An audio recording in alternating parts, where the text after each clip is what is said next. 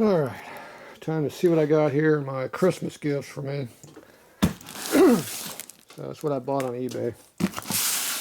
And this one, I'm not sure what that one is. And I got this one. I know what those are. So this is my eBay junk purchases. What did this dumbass buy this time that he doesn't need? So let's see. This one's heavy.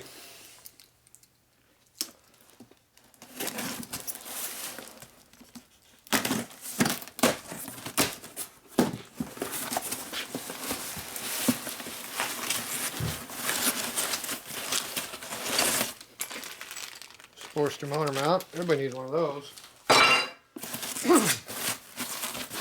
Ah, heavy shit.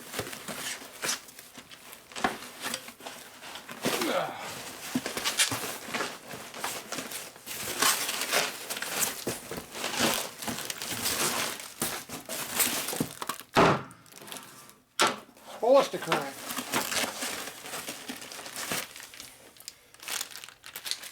Almost right.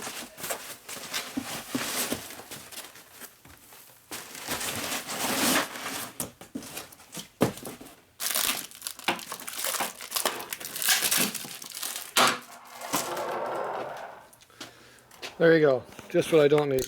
Sportster crank. Alright, what year is this piece of crap?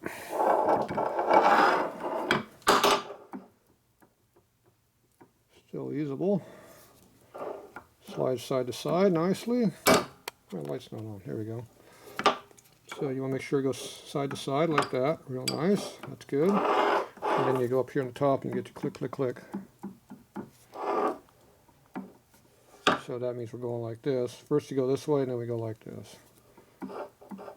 See a little bit of clearance in there. You see how the wrist pin moves? Or the top of the rod moves about 30-40 thou. It's perfect. This one's half the width, so it's got twice the clearance. See? So that's good. Smooth free.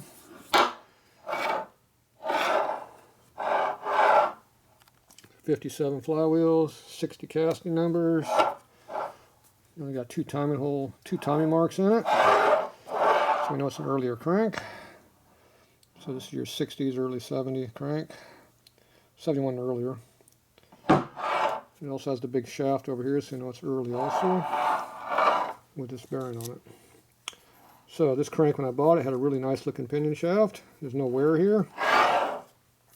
If you see no wear on the tip here, basically, then that usually means the rest of the crank's pretty good, because that'll be all torn up if the crank was bad. So that's why I bought it. It's basically a good used crank to just throw in the motor and run it. And you see how the tempering bearings are nice and dry.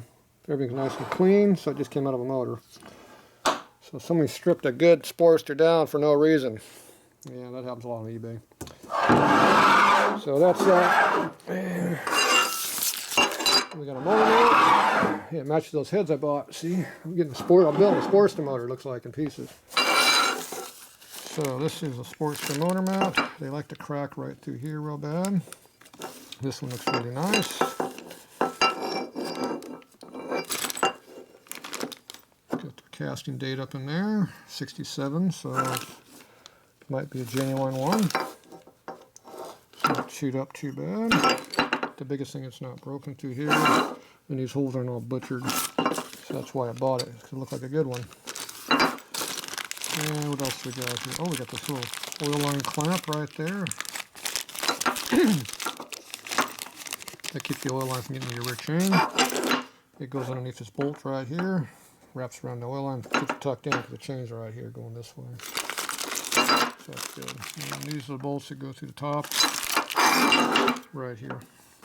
Alright, that's a nice little bonus piece. And this is a terminal strip for probably aluminum cowling Sportster, which is 67 to 69. So there you go.